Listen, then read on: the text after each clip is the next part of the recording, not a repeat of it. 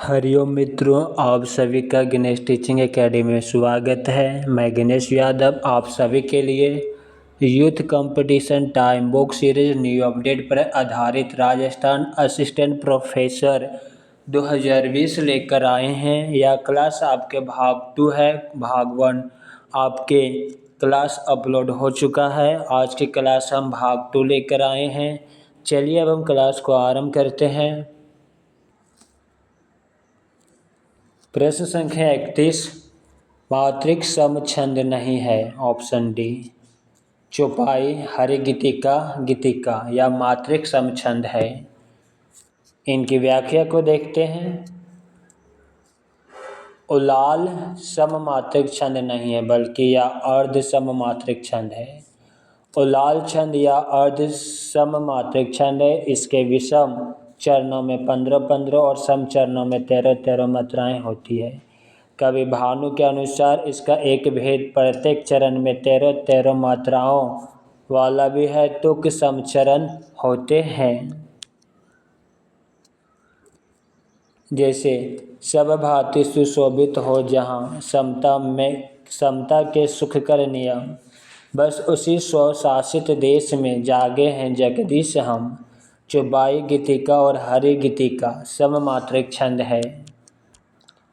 प्रश्न संख्या 32, दिगति उर्वी अति गुरवी सर्व पब्बे समुद्र सर, व्याल बधिर तैहि काल विकल दिगपाल चराचर, दिगयंद लरखरत परत 10 कंदो मुखक भर, सूर्य विमान हिम भानु भानु संघटित परस्पर, चौके विरचि शंकर सहित कोलु कामठो, यही कलमलियो ब्राह्मण खंड कियो चंड ध्वनि, जबहि राम शिव धोन दलियो। किस छंद में निर्बद्ध है?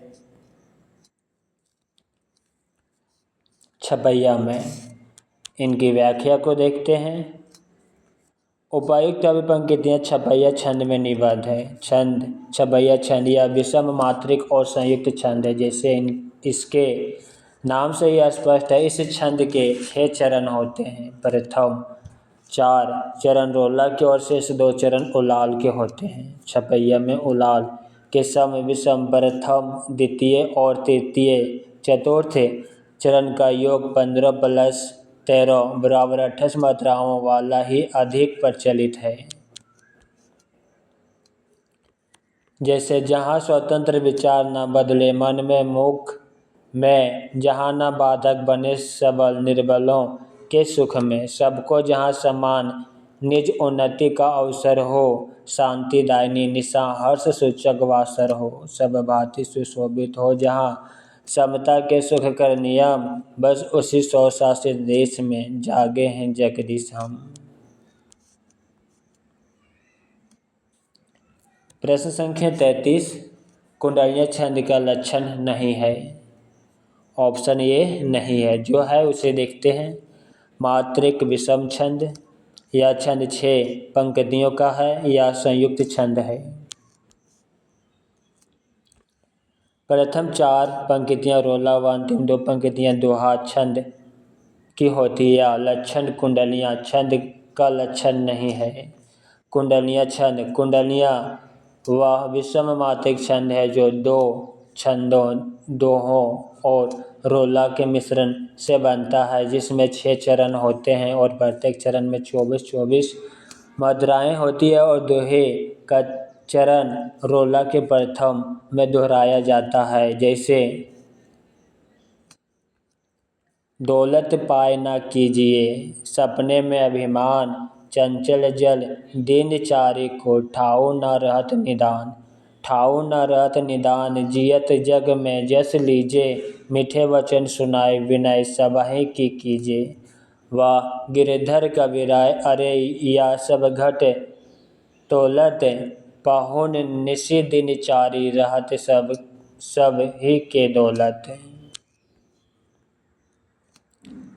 प्रश्न संख्या 34, धर्म के मग में अधर्मी से कभी डरना नहीं, चेत कर चलना कुमारग में कदम धरना नहीं, शुद्ध भाव में भयानक भावना भरना नहीं, बोधवर्धक लेख लिखने में कमी करना नहीं। छंद में निबद्ध है गीतिका। धर्म धर्म के मार्ग में अधर्मी से कभी डरना नहीं, चेत कर चलना कुमार्ग में कदम धरना नहीं, शुद्ध भाव में भयानक भावना भरना नहीं, बोधवर्धक लेख लिखने में कमी करना नहीं। उपर्युक्त कवि पंक्तियाँ गीतिका छंद में निबद्ध हैं। गीतिका छंद यह सममात्रिक छंद है, इसमें 26 मात्राओं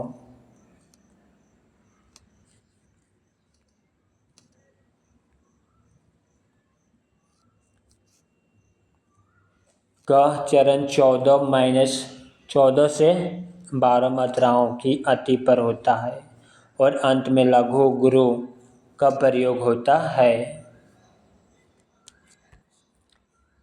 प्रश्न संख्या 35।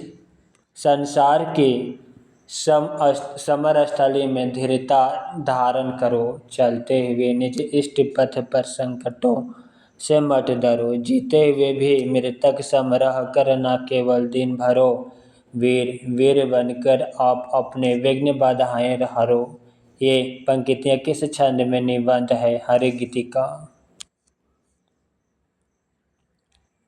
उपर्युक्त कवि पंक्तियाँ हरि गीतिका छंद में निबद्ध है। हरि गीतिका छंद यह सममात्रिक छंद है। इस छंद के प्रत्येक चरण में 28 मात्राएं होती है। 16 और 12 मात्राओं पर अति तथा अंत में लघु गुरु का प्रयोग ही अधिक प्रचलित है। जैसे कहती हुई यो उत्तरा के नेत्र जल से भर गए, हिम के कणों से पूर्ण मानो हो गए पंकज नए। प्रश्न संख्या 36। मंद्रकांता छंद का गणक्रम है। ऑप्शन डी मा, भा, ना, ता, गा। मंद्रकांता छंद का गणक्रम मा, भा, ना, ता, गा। मंद्रकांता छंद इस वर्णिक समृद्ध छंद के प्रत्येक चरण में मागन, भागन, नागन, तागन और 2 गुरु के क्रम में 17 वर्ण होते हैं तथा 10 से 7 वर्ण प्रयति होती है। जैसे फूली डाले कुसुममयी, ती की देख आँखें, आ जाती है मुरलीधर की मोहनी मूर्ति आगे।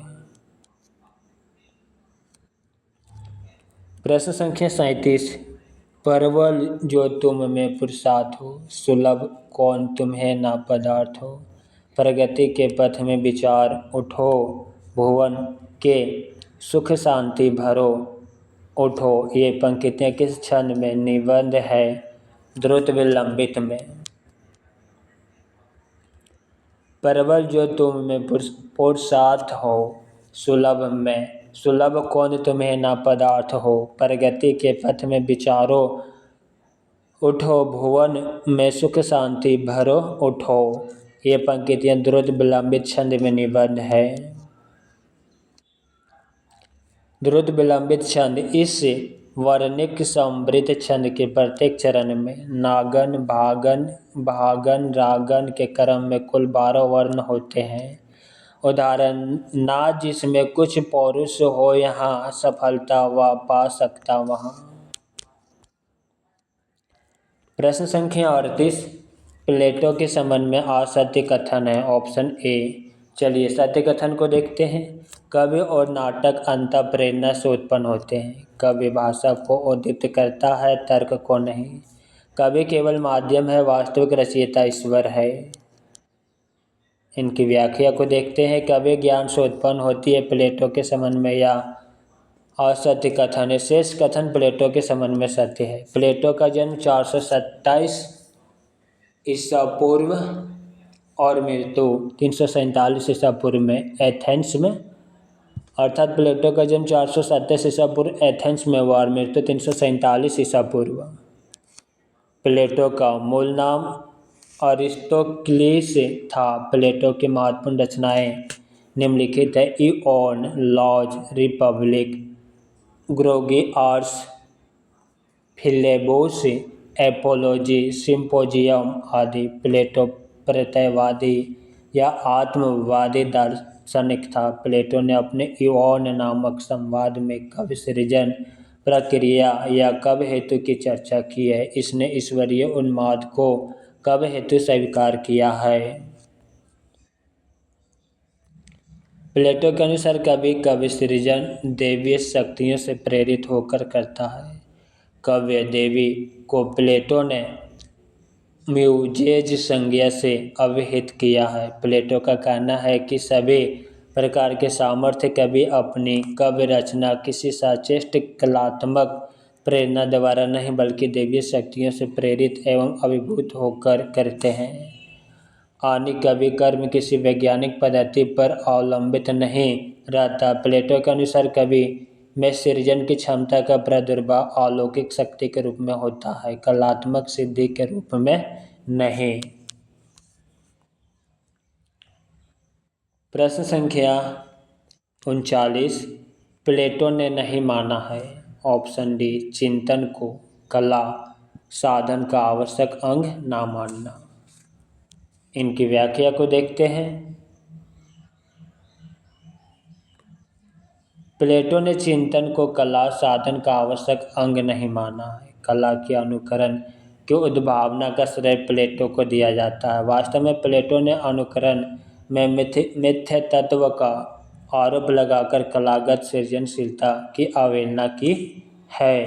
प्लेटो ने यूनानी शब्द मिमेसिस अर्थात अनुकरण का प्रयोग अपकर्षी अर्थ में किया है। उनके अनुसार अनुकरण में मिथ्यत्व रहता है जो है। प्लेटो के संपूर्ण चिंतन का मुख्य उद्देश्य आदर्श राज्य निर्माण। उनके कला संबंधी विचार भी आदर्श नागरिकों की शिक्षा के संदर्भ में व्यक्त किए गए हैं। कला के मूल्य के संदर्भ में प्लेटो का दृष्टिकोण उपयोगितावादी और नैतिकतावादी था। प्लेटो का कला विषयक दृष्टिकोण विध्यात्मक या मानकीय है, अर्थात प्लेटो बताना चाहते हैं कि कला कैसी होनी चाहिए। प्रश्न संख्या 40, प्लेटो के विचारों से बेमेल है। Option D. चलिए जो सही है उसे देखते हैं। तात्विक दृष्टि से मूल सत्य अमूर्त ज्ञान रूप विचार होता है। वह वस्तु सत्य अमूर्त का ज्ञान प्रस्तुत मूर्त रूप है। कला आकृति धारणा प्रस्तुत आभास मात्र है। अमूर्त ज्ञान रूप व धारणा प्रस्तुत आभास में अंतर नहीं होता। प्लेटो के विचारों से मेल नहीं खाता है। रिपब्लिक के 10वें अध्याय में अनुकरण का प्रयोग प्लेटो ने वस्तु जगत के माध्यम से विचार जगत और कला जगत के बीच संबंध की व्याख्या के लिए किया है। प्लेटो विचार को सार्वभौम अमूर्त सत्य मानते हैं। उनकी प्रतिकृति एक और अनुकरण मूलक और दूसरी ओर विशिष्ट होने के कारण असत्य होती है। विचार केवल ज्ञान का विषय है जो रूप आकार धारण करने पर अनुकरण के विषय हो जाता है। उसके अनुकरण का आधार तात्विक ज्ञान न होकर रूप आकार संबंधी उसकी अपनी धारणा होती है। प्लेटो के अनुसार मूल सत्य अमूर्त ज्ञान रूप विचार होता है। वस्तु सत्य उसका ज्ञान सत्य और असत्य के बीच है, ज्ञान और धारणा के बीच है, वही अस्तित्व और अभाव के बीच है। प्रश्न संख्या 41, अरस्तु के अनुकरण सिद्धांत के संबंध में असंगत कथन है।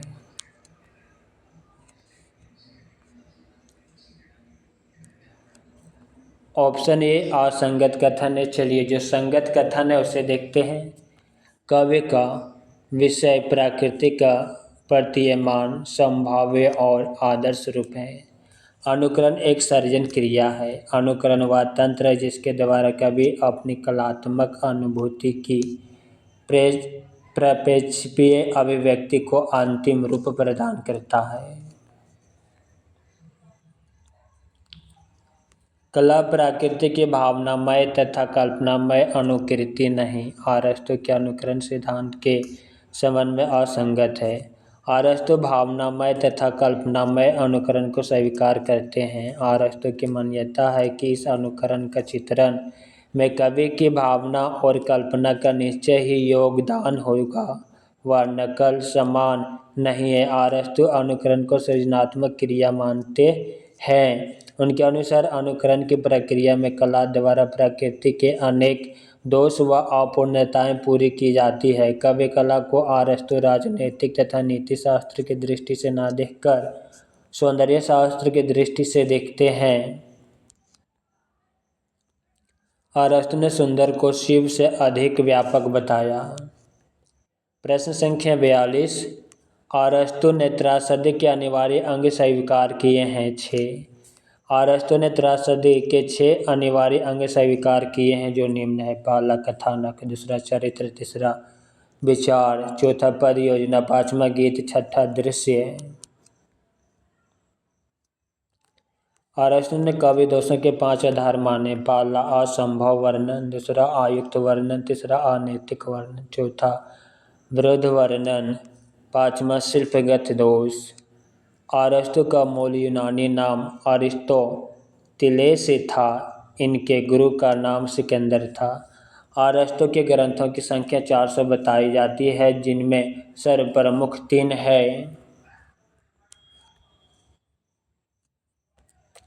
पहला पेरिपोइएतिकेस कवि शास्त्र, कवि के मौलिक सिद्धांतों का विवेचन। दूसरा टेक्नेस रिटोरिकेस भाषा शास्त्र, भाषा एवं भावों का वर्णन। तीसरा वसीयतनामा, दास प्रथा से मुक्ति का प्रथम घोषणा पत्र। प्रश्न संख्या 43। त्रासदी के अनिवार्य अंगों के संबंध में उपयुक्त कथन है। कथानक, चरित्र व विचार अनुकरण के विषय है। अरस्तु के त्रासदी के अनिवार्य अंगों के संबंध में उपयुक्त कथन कथानक, चरित्र व विचार अनुकरण के विषय है। अरस्तु ने त्रासदी के 6 तत्व माने। पहला कथानक, दूसरा चरित्र, तीसरा विचार, चौथा पद विन्यास या भाषा, पांचवा गीत, छठा दृश्य। कथानक के लिए अरस्तु ने संकलन त्रय का सिद्धांत दिया। इसमें उन्होंने देश, काल और कार्य के अनुपातिक संयोजन के माध्यम से कथानक का निर्माण को सुनिश्चित किया। कथानक का अर्थ त्रासदी की विषय वस्तु का घटना विन्यास। अरस्तु ने त्रासदी में सबसे अधिक महत्व इसी तत्व को दिया है। कथानक के लिए अरस्तु ने 3 विशेषण रखे हैं: गंभीर, पूर्ण, विस्तृत।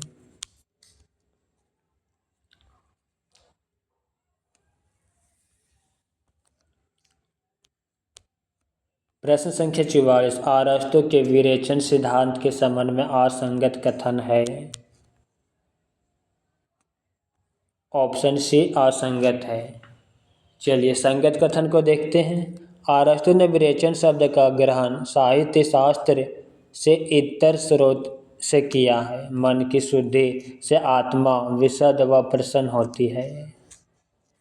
अरस्तु ने विरेचन शब्द का प्रयोग त्रासदी की परिभाषा देते हुए किया है। प्लेटो द्वारा प्रतिपादित सिद्धांतों का समर्थन करने हेतु विरेचन की अवधारणा प्रस्तुत की गई है। यह अरस्तु के विरेचन सिद्धांत के संबंध में असंगत कथन है। विरेचन के संदर्भ में अन्य कथन सत्य है। प्रश्न संख्या 45। पेरिप्सूस ग्रंथ के रचयिता हैं लॉन्जाइनस। पेरिप्सूस ग्रंथ के रचयिता उदात्त सिद्धांत के प्रवर्तक लॉन्जाइनस हैं। लॉन्जाइनस मूल यूनानी नाम लॉन्गिनुस का समय ईसा की प्रथम या तृतीय शताब्दी माना जाता है। पेरिप्सूस ग्रंथ का प्रथम बार प्रकाशन 1554 ईस्वी में इतालवी विद्वान रोबेर्तेल्लो ने करवाया था। पेरिप्सूस मूलतः भाषण शास्त्र रेटोरिक का ग्रंथ है। लॉन्जाइनस ने पेरिप्सूस की रचना पत्र के रूप में पोस्तुमियुस तेरेंतियानुस नामक व्यक्ति को संबोधित करके की। लॉन्जाइनस ने अपनी रचना पेरिप्लस में उदात्त को कवि की आत्मा माना है। उदात्त का निरूपण सर्वप्रथम केकिलिउस नामक व्यक्ति ने किया था। यह रोचक तथ्य है कि कुछ विद्वान जहां लॉन्जाइनस को प्रथम रोमांटिक समीक्षक मानते हैं तो कई विद्वान सर्वोत्तम क्लासिकल समीक्षक भी मानते हैं। लॉन्जाइनस ने कहा है उदात्त महान आत्मा की प्रतिध्वनि है।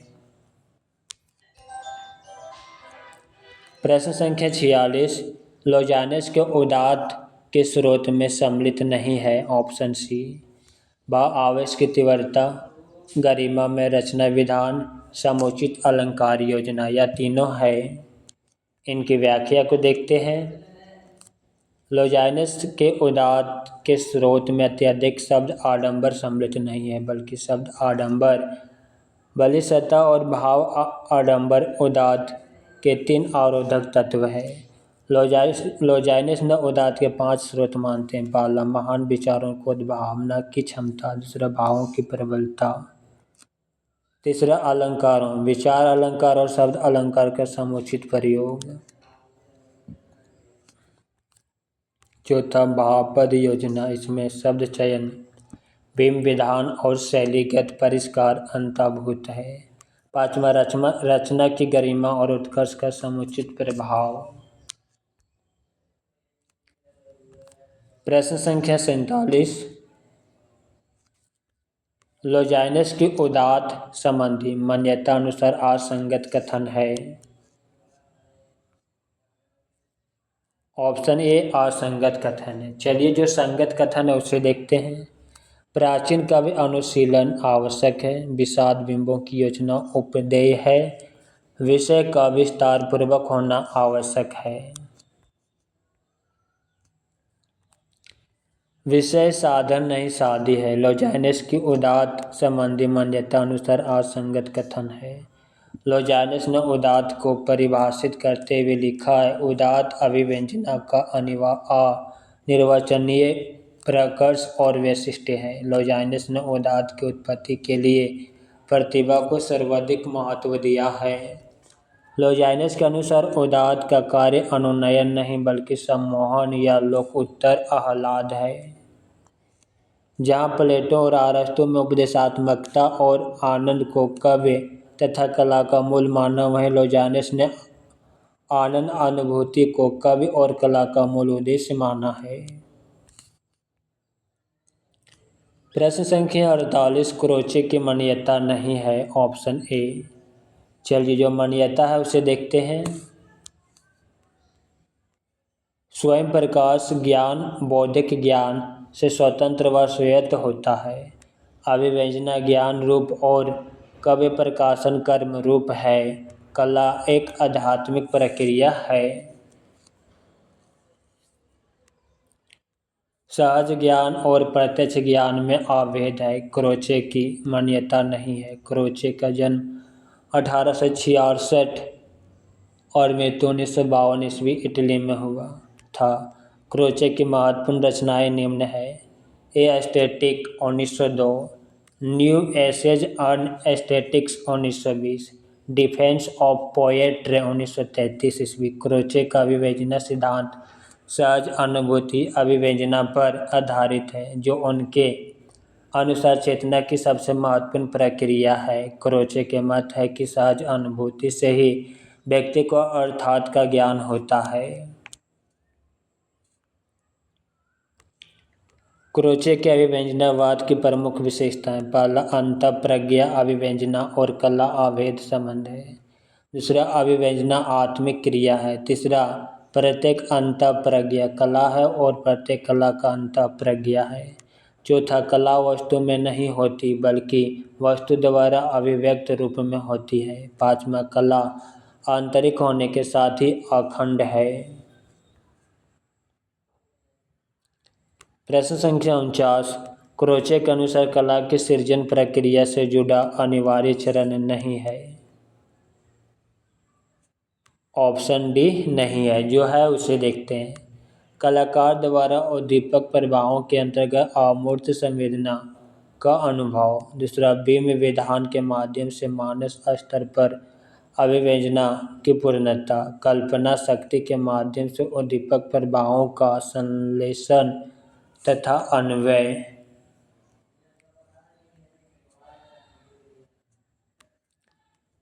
मानस अभिव्यंजना का भौतिक स्तर पर कला आदि के रूप में अवतरण क्रोचे के अनुसार कला सृजन प्रक्रिया से जुड़ा अनिवार्य चरण नहीं है। क्रोचे का कला कोई प्रयोजन स्वीकार नहीं करता। उनका मानना है कि कला कला के लिए होती है। क्रोचे ने कला निर्माण के निम्न चरण माने हैं। पहला संस्कार, दूसरा अभिव्यंजना, तीसरा सौंदर्य मूलक आनंद, चौथा सौंदर्य का ध्वनि गति रेखा रंग आदि में रूपांतरण। क्रोचे ने कला निर्माण में प्रतिभा को मूल कारण माना है। क्रोचे का कहना है कि कलाकार में सौंदर्य की उत्पत्ति होती है और भाव में सौंदर्य की पुनरुत्पत्ति होती है, अर्थात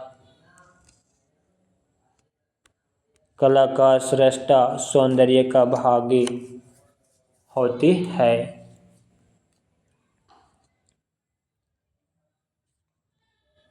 प्रश्न संख्या 50।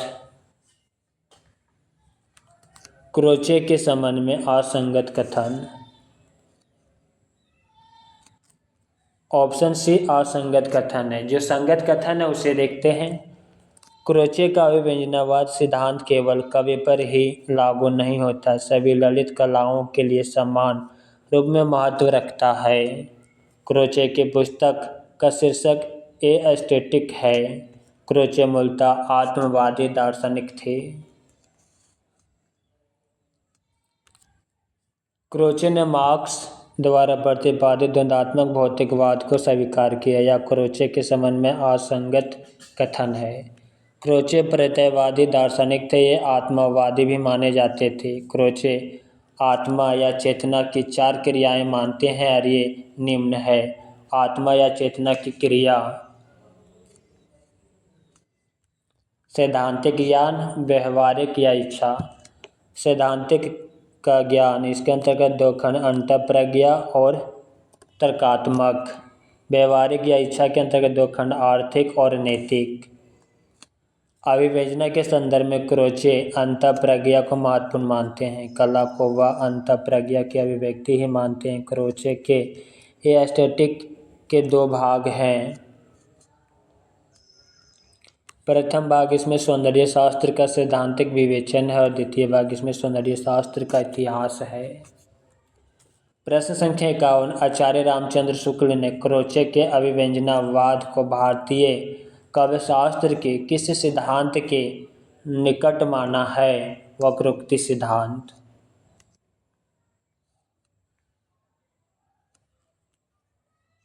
आचार्य रामचंद्र शुक्ल ने क्रोचे के अभिव्यंजनावाद को भारतीय काव्यशास्त्र के वक्रोक्ति सिद्धांत के निकट माना है।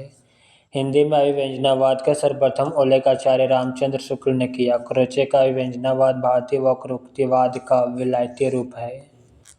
अभिव्यंजनावाद की चर्चा करते समय इसे प्रायः भारतीय आचार्य कुंतक ने वक्रोक्ति सिद्धांत से जोड़कर देखा जाता है। दोनों सिद्धांतों के कुछ साम्य भी दिखाई देता है। दोनों में ही कल्पना और अभिव्यंजना को प्रधानता दी गई है। क्रोचे और कुंतक दोनों ही अभिव्यंजना के वर्गीकरण के विरुद्ध है। अपने तरीके से वक्रोक्ति सिद्धांत भी कलावादी है, किंतु दोनों सिद्धांतों का साम्य यहीं तक है। गहराई में जाकर देखा जाए तो दोनों सिद्धांतों के उद्देश्य तथा जीवन दृष्टि पूरी तरह से भिन्न है। प्रश्न संख्या 52। कॉलरिज की दृष्टि से कल्पना के विषय में असंगत कथन है। ऑप्शन बी असंगत कथन है। चलिए जो संगत है उसे देखते हैं। वे कल्पना को ईश्वरीय शक्ति मानते हैं। कविता में समन्वय का विशेष महत्व है। कविता में सामंजस्य कल्पना के माध्यम से घटित होता है।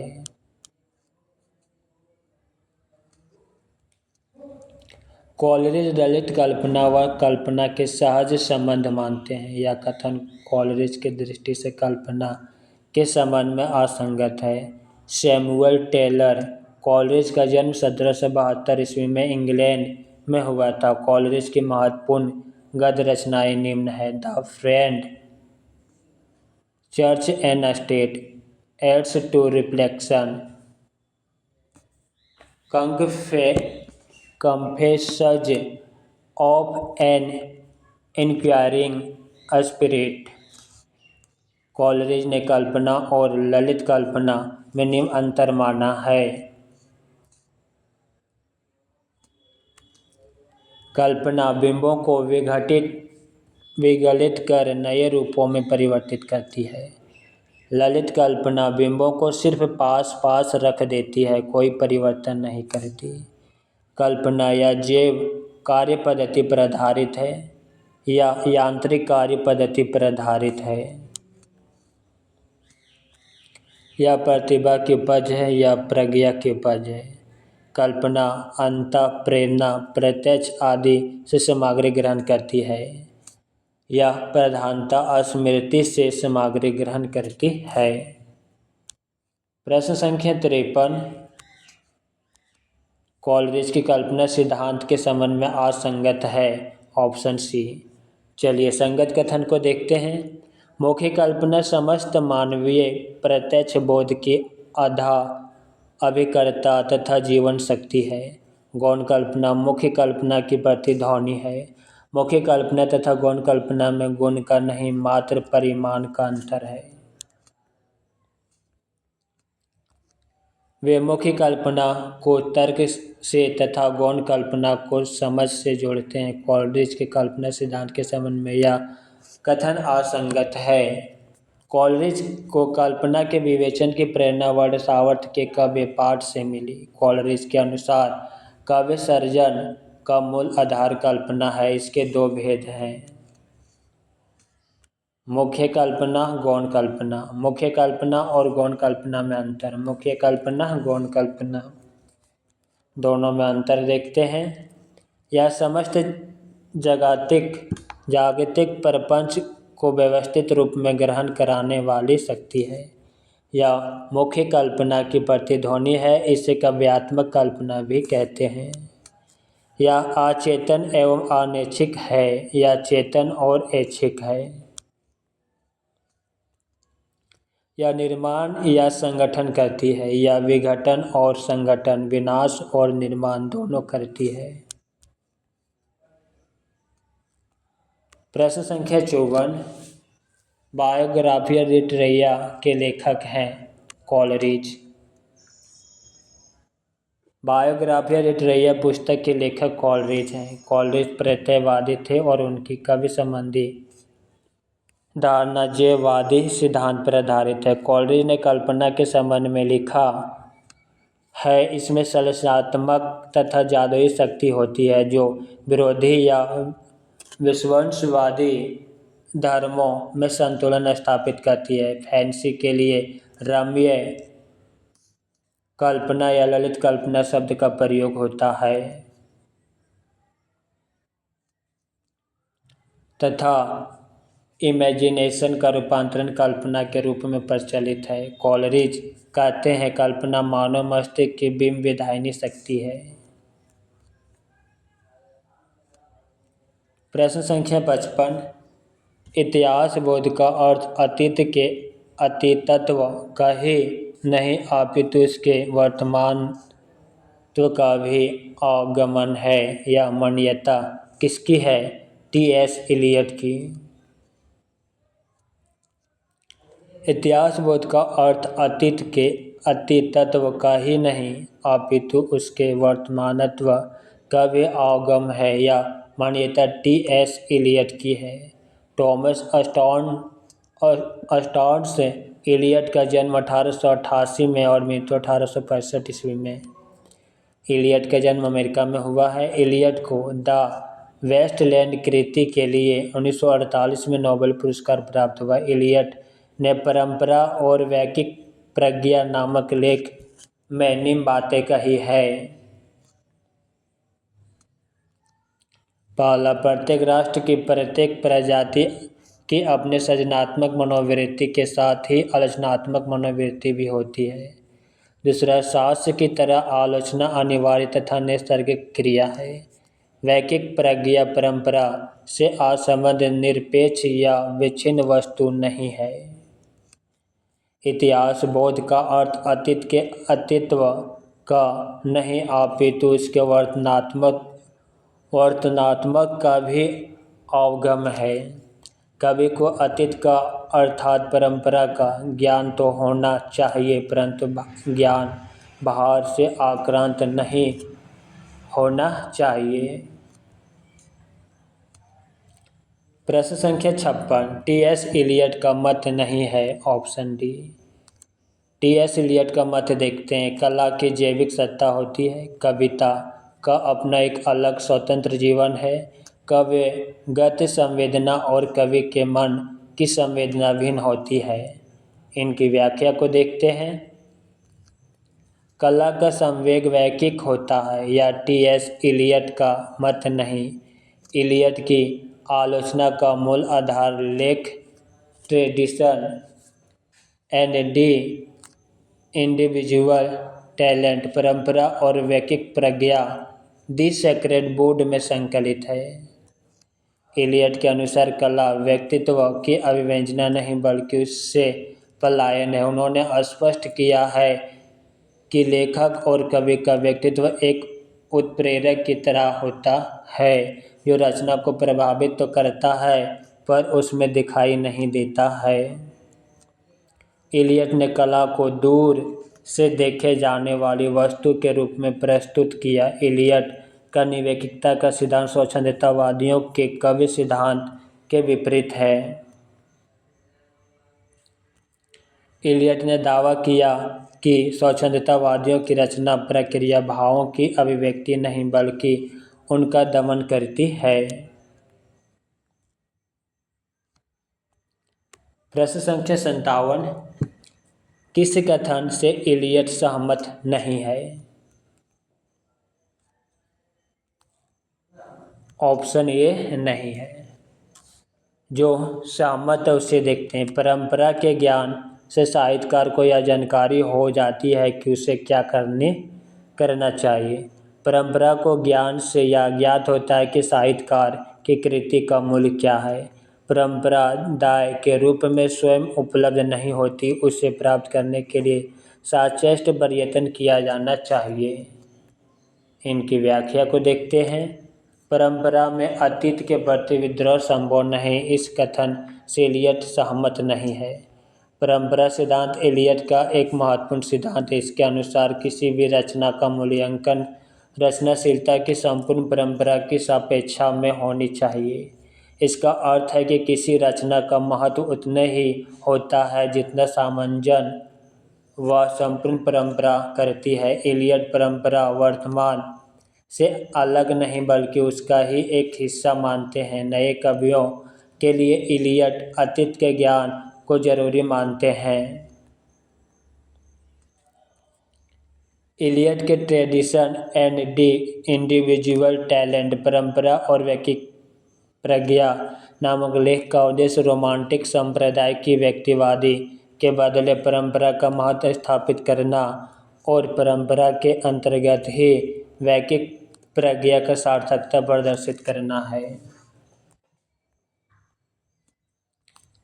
प्रश्न संख्या 58, कविता भाव का स्वच्छंद प्रवाह नहीं, भाव से पलायन है। व्यक्तित्व की अभिव्यक्ति नहीं, उससे मुक्ति का नाम है। मान्यता किसकी है। टी.एस. इलियट की।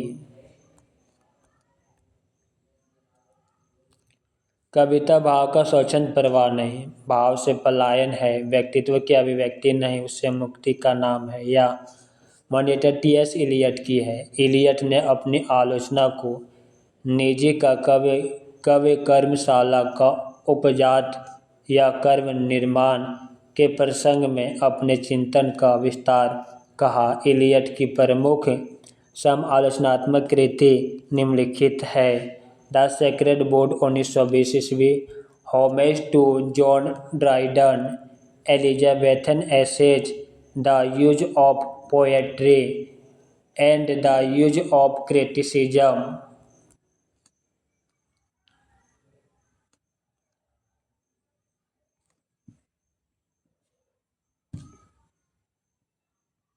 Selected essays ancient and modern, knowledge and experience।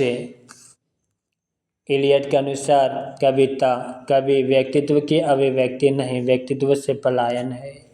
Elliot का कहना है कि कविता का भाव निर्वैयिकता होता है और कवि इस निर्वैयिकता को तब तक नहीं पहुंचा सकता है जब तक वह करणीय कर्म के प्रति अपने आप को पूरी तरह समर्पित नहीं कर देता। इलियट ने रुचि परिष्कार को आलोचना का अन्यतम प्रयोजन माना। इलियट का मूर्त विधान भारतीय रस सिद्धांत का विभावन व्यापार है। प्रश्न संख्या 59। मार्क्सवादी चिंतन से प्रभावित हिंदी की प्रमुख साहित्य परंपरा है। Option D प्रगतिवाद।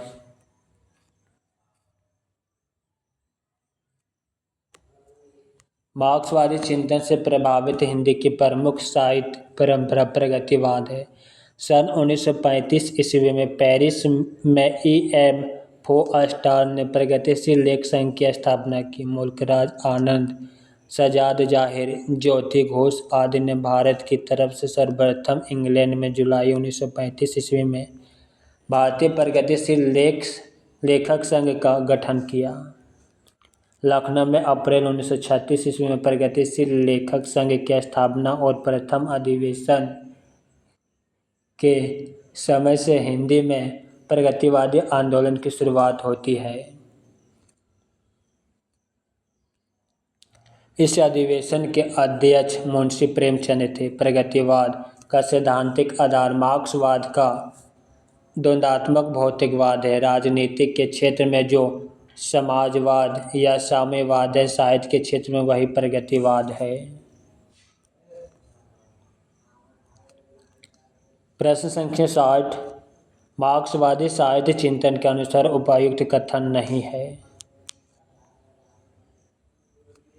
ऑप्शन सी नहीं है। जो है उसे देखते हैं। कला अपने सभी रूपों में सर्वोत्तम सामाजिक गतिविधि रही है। अनुभव या बोध के कलात्मक अंकन की प्रतिभा जन्मजात रूप में प्राप्त नहीं होती। कला की अभिप्राय संदेश सार तत्व व रूप शिल्प में बदलाव होता रहता है। अर्थातवादी चित्रण अर्थात के मात्र नकल है या कथन मार्क्सवादी साहित्य चिंतन के अनुसार उपयुक्त नहीं है। मार्क्सवाद के प्रवर्तक कार्ल मार्क्स और फ्रेडरिक एंगल्स थे। साम्यवाद या मार्क्सवाद एक ही विचारधारा के दो नाम हैं जिसे वैज्ञानिक समाजवाद और क्रांतिकारी समाजवाद भी कहा जाता है। मार्क्सवादी आलोचना के प्रमुख समीक्षक निम्न हैं: लुकाच, Lenin, Mao Tse Tung, Gramsci, Caudwell, George Thomson, Benjamin Goldmann, Adorno आदि।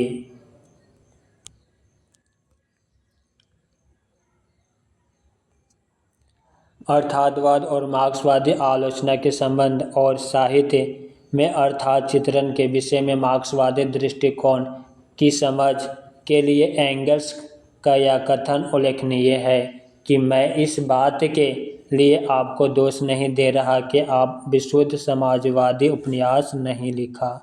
मेरा मतलब यह बिल्कुल नहीं है। मैं जिस अर्थातवाद की बात कर रहा हूँ वह लेखक के विचारों के बावजूद भी कृति में आ सकता है।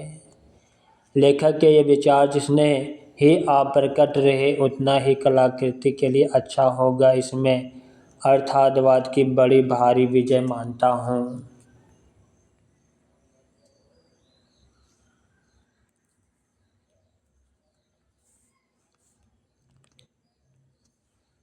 प्रश्न संख्या 61। साहित्य के महत्व के संबंध में मार्क्सवादी सिद्धांत विषयक असंगत कथन है।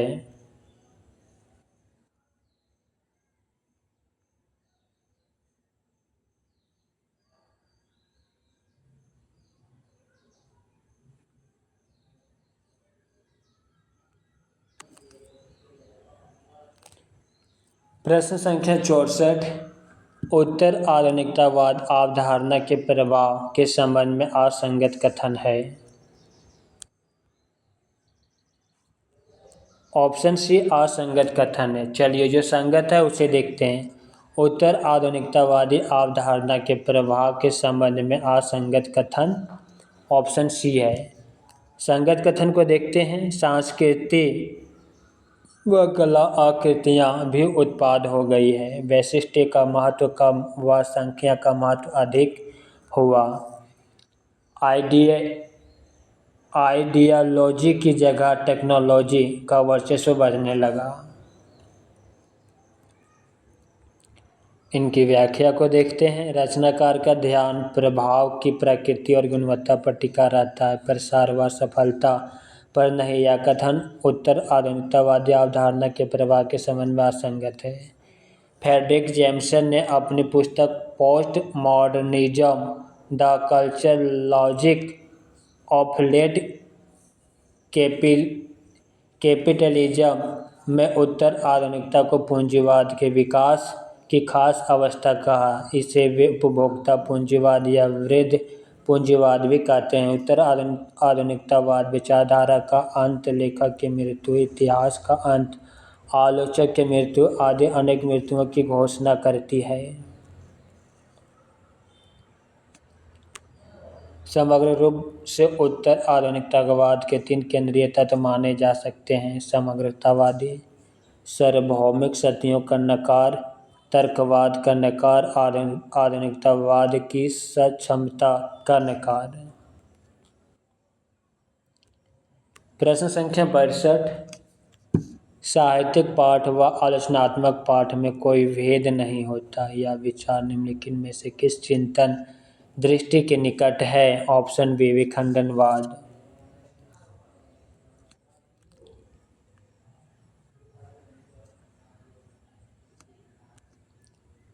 साहित्य पाठ का आलोचनात्मक पाठ में कोई भेद नहीं होता। यह विचार विखंडनवाद चिंतन दृष्टि के निकट है। विखंडनवाद के प्रवर्तक जॉक दरिदा माने जाते हैं। विखंडनवाद को समझने के लिए पाठ को समझना अनिवार्य है। पाठ से तात्पर्य वह रचना जो चिन्ह की अर्थगर्भित व्यवस्था से निर्मित होती है। पाठ संरचना मोटे तौर पर 2 प्रकार की होती है। पहला साहित्य उत्तर पाठ और दूसरा साहित्यिक पाठ।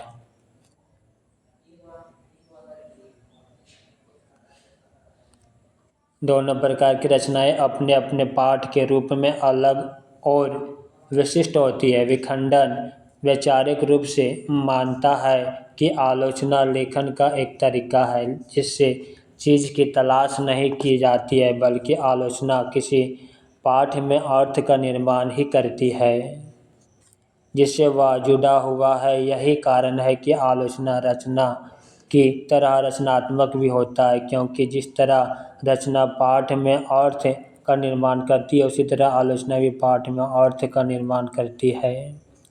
अतः रचना और आलोचना दोनों ही किसी पाठ में अर्थ का निर्माण के 2 तरीके हैं जो ना छोटे हैं ना ही बड़े, दोनों समान है।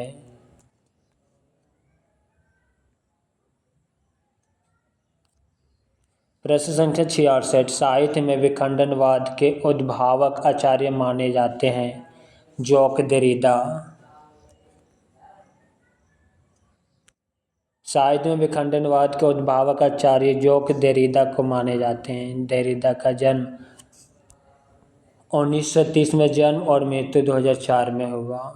जॉक दरिदा का जन्म 1930 में अल्जीरिया में एक यहूदी परिवार में हुआ था। दरिदा के गुरु का नाम फुको अल्थयूरस था। दरिदा ने विखंडन के विचार को हेडेगर, हुसेल और हेगेल के विपरीत विकसित किया। देरिदा की प्रसिद्ध पुस्तकें हैं ऑफ ग्रामेटोलॉजी तथा राइट एंड डिफरेंस 1978 ईस्वी।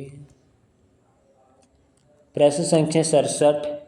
साहित्य समीक्षा के क्षेत्र में विखंडनवाद के उभार का महत्वपूर्ण काल निम्नलिखित में से है। 20वीं शताब्दी का 7वां दशक। विखंडनवाद के उभार का महत्वपूर्ण काल 20वीं शताब्दी का 7वां दशक। विखंडनवाद के प्रवर्तक फ्रांसीसी दार्शनिक जैक देरिडा हैं। विखंडन डिकॉन्स्ट्रक्शन का हिंदी अनुवाद है। यह परिभाषित पद नहीं या निरंतर परिवर्तनशील प्रक्रिया है। इसे पाठ की नवीन पद्धति, आलोचना की नवीन दृष्टि तथा अर्थमीमांसा की नवीन प्रक्रिया के रूप में देखा जाता है। जैक देरिडा ने विखंडन को नवीन अर्थ दिया है। उनके अनुसार पहला, विखंडन पाठ आधारित अवधारणा है। दूसरा, भाषा में लिखा जा रहा है, हर पाठ विखंडन होता है। तीसरा, विखंडन वह प्रक्रिया है जिसके द्वारा पाठ की गहराई में ऐसे अर्थों तक पहुंचा जा सकता है जो गौण बना दिए गए हैं। विखंडनवाद 1970 से 1980 के दशक में संयुक्त राज्य अमेरिका में खूब लोकप्रिय हुआ। प्रश्न संख्या 68।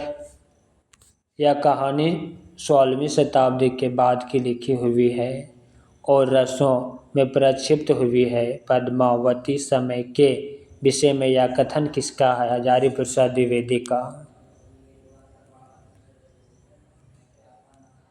यह कहानी 16वीं शताब्दी के बाद की लिखी हुई है और रसों में प्रक्षिप्त हुई है। पद्मावती समय के विषय में यह कथन आचार्य हजारी प्रसाद द्विवेदी का। आचार्य हजारी प्रसाद द्विवेदी जन चेतना की दृष्टि से साहित्य इतिहास के शोधकर्ता, मार्मिक विचारक, उपन्यासकार, ललित निबंधकार, संपादक और बहुश्रुत आचार्य के रूप में मान्य है। आचार्य हजारी प्रसाद द्विवेदी को चिन्हमुखी मानवता के अन्वेषक के रूप में जाना जाता है। हजारी प्रसाद द्विवेदी की प्रमुख आलोचनात्मक रचनाएं निम्न है। सूर्य साहित्य 1930, हिंदी साहित्य की भूमिका 1940, कबीर 1941, हिंदी साहित्य का आदिकाल 1952, सहज साधना 1963, कालिदास की ललित योजना 1965, मध्यकालीन बौद्ध का स्वरूप 1970 ईस्वी।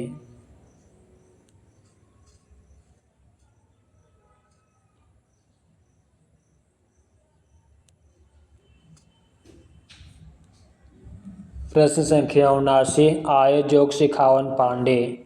सूरदास तीनों नाई उपजत धनिया धान कुम्हाडे। इस पद में तीनों का व्यंग अर्थ है प्रेम भक्ति साधना, निर्गुण की साधना, योग साधना। इस पद में तीन शब्द व्यंग अर्थ प्रेमा भक्ति साधना, निर्गुण की साधना, योग साधना। उपायुक्त काव्य पंक्तियाँ सूरदास कृत सूरसागर के ब्राह्मण गीत प्रसंग से उद्धृत है।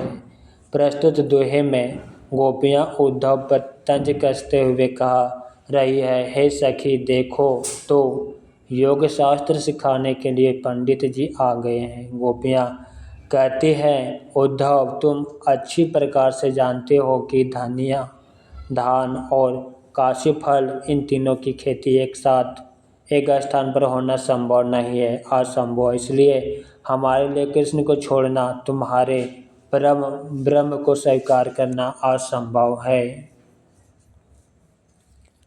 प्रश्न संख्या 80। नगरी भरी भले बूझेगी अपने वचन स्वभाव पंकित से अभिव्यंजित नहीं है। Option D. जो है उसे देखते हैं। नगर का चतुराई भरा जीवन, मथुरा की स्त्रियों का स्वभाव, गोपियाँ का असूया भाव। उपायुक्त पंक्तियों से यशोदा का कृष्ण के प्रेम अभिव्यंजना नहीं, अन्य विकल्प कथन इस पंक्ति से संबंधित है। सूरदास द्वारा रचित 25 ग्रंथ बताया जाता है, जिसमें कि 3 ही उपलब्ध है, जो निम्न है। पहला सूरसागर, दूसरा सूरसारावली, तीसरा साहित्य लहरी। सूरसागर में 4936 पद तथा 12 स्कंद है। सूरदास ने सूरसागर में 3 भ्रमर गीतों की योजना की है। प्रथम भ्रमर गीत पद संख्या 4078 से 4710 ही मुख्य है। शेष 2 भ्रमर गीत का पद संख्या 4711 से 4712 खा 4713 कथात्मक है। हिंदी साहित्य में भ्रमर गीत काव्य परंपरा का प्रवर्तन सूरदास ने किया। साहित्य लहरी 1550 ईस्वी में अलंकार और नायिका भेद के उदाहरण प्रस्तुत करने वाले 118 दृष्टिकूट पद हैं। मित्रों, PDF में थोड़ा बहुत लेने में दिक्कत हुआ, जिसमें से कुछ प्रश्न गायब हो चुका है। उसे नेक्स्ट क्लास में हम वीडियो में अपलोड कर लेंगे। क्लास कैसा लगा कमेंट बॉक्स में अवश्य लिखिएगा। साथ ही अपने मित्रों को शेयर करना मत भूलिएगा। हरि ओम।